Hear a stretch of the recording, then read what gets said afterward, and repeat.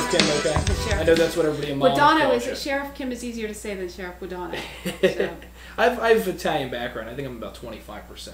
So just enough where I think I can pronounce it correctly, but you know, it's great to have you in South Jersey. Sure, it's great to be here. We're at our Camden County phone bank. Yeah. And we're only 10 days. 10 days out. To the election. Yes, sir. So it's great that you can let me ask you a couple of questions and share with our audience.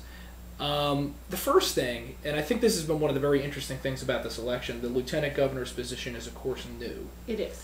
But what polls have shown us is that still there's a large percentage of New Jerseyans who are not even aware that the lieutenant governor's office is something that's on the ballot this year. Right, that's true. So, but I mean, what I've experienced, and of course you're right here, so I mean, this is, you know, it's not idle flattery, but you, I think, are a charismatic, wonderful new leader in the Republican Party. But it's, believe me, everybody who reads the blog knows that I'm not an idle flatterer.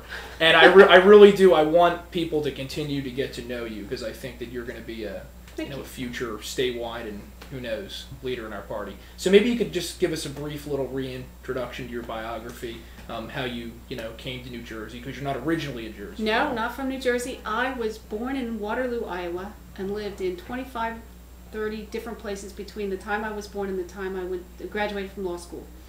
My father was in television, so when he changed markets, we moved markets. So, 1991, I married my husband, Mike, who was born and raised in Monmouth County, New Jersey, and we decided to move here to raise our family. We both met in Brooklyn in the U.S. Attorney's office. He was living in New Jersey and commuted to Brooklyn, and we decided to move here. And you decided to stay, and you loved it. And I do, and I've stayed, and my 3 children were all 3 were born here, and hopefully, if we win in 10 days, or I guess I'm supposed to say when we win in 10 days. When you win. We will be able to stay here. Yeah. Something that interested me the other night about the gubernatorial debate on the Jazz Station up in North Jersey. John Corzine and Chris Christie were asked about the role that their lieutenant governor would assume upon taking office. And Chris reiterated his position that he wanted you to head up a special panel that would evaluate the way that New Jersey government spends, operates, and begin to consider making some very drastic changes. John Corzine's answer, I think, was a lot less specific. Said something along the lines of he wanted Senator Weinberg to be a partner and to focus on family issues. I'm not at all suggesting that's not an important thing. I mean, I've worked for family lawyers in my experience as a law student.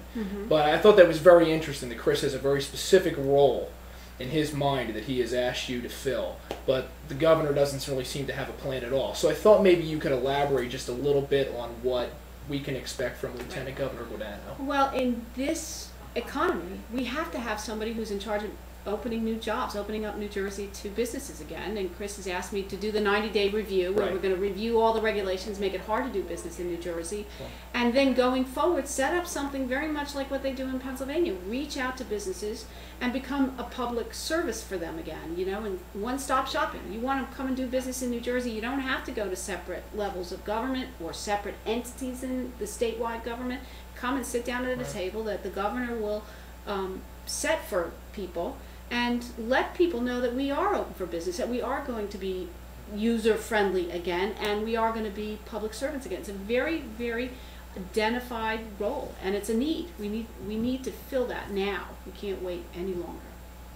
There's obviously a lot of money that's being spent, much of it from John Corzine's personal fortune, some by 527s, to smear you and Chris. And a lot of things are out there, so I thought maybe we could spend a little bit of time just rebutting some of these ridiculous claims that John Corzine's made. And one of them, and I take this very seriously because I have a lot of family members that are teachers, and I've worked for a union. This whole myth that somehow Chris is going to eliminate pensions for public employees. Well, let's talk about 2 things. First, the NJEA, which is doing a lot of smearing lately with respect to what Chris would do to the NJEA. Well, if a teacher sitting here and watching this looks at her paycheck, she will see that John Corzine does not sign her paycheck any more than Chris Christie will sign her or his paycheck. So we don't have anything to do with the benefits for the teachers union at all. And if they use their common sense, and I trust that teachers will, I expect that they will, they'll understand that what the NJEA is sending out is just nonsense. And we could talk about why they're doing that. On the pensions, if you're currently in the pension system, Chris isn't going to touch it at all. You earned it, you bargained for it, we respect it, we'll keep faith with that. But if you're joining the state government, then we'll put you in a 401k type program because we can't afford it anymore. We have to stop the bleeding in the current pension because it is almost bankrupt, and go forward with a defined contribution plan, a 401k plan instead. Right. Okay. Absolutely. Another lie that's out there, and it's really been getting a lot of traction, is that Chris, despite the fact that his mother battled breast cancer, that he wants to get rid of mammograms. And of course, this is a huge misunderstanding because it has nothing to do with getting rid of mammograms. It has to do with letting young people, particularly, and all New Jerseyans, having more choice within their plan. Right. I'm going to put it in 2 words, 3 words. It's a lie. Right. Yeah. As simple as that. It's an effort to distract people from the real issues, which are quite simply that John Corzine's record is awful. He's a complete failure.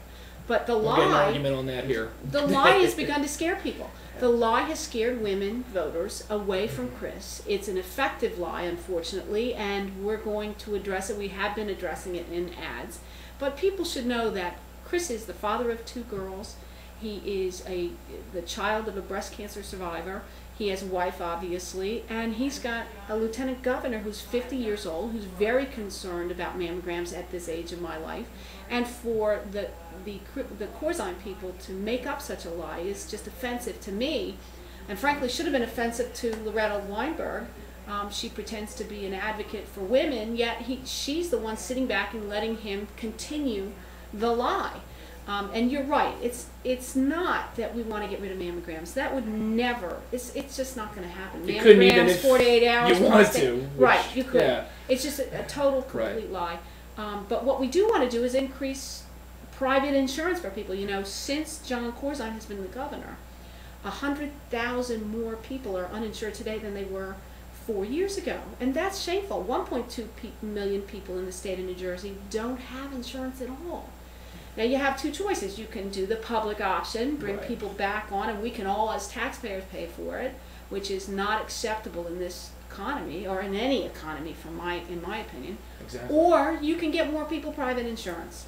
Right. And the way you do that is by increasing competition, lowering the price of insurance, allowing more insurance companies back into New Jersey so we have some competition, so we have some way to lower the price so that people your age can get some basic fundamental insurance. And it increases the quality of care because instead of going to a hospital in an emergency room setting where you would go if there's a public option, you will get private care from your own private medical doctor. So we increase competition, lower the price, and increase the number of people that are insured. It's a kind of a simple economic concept.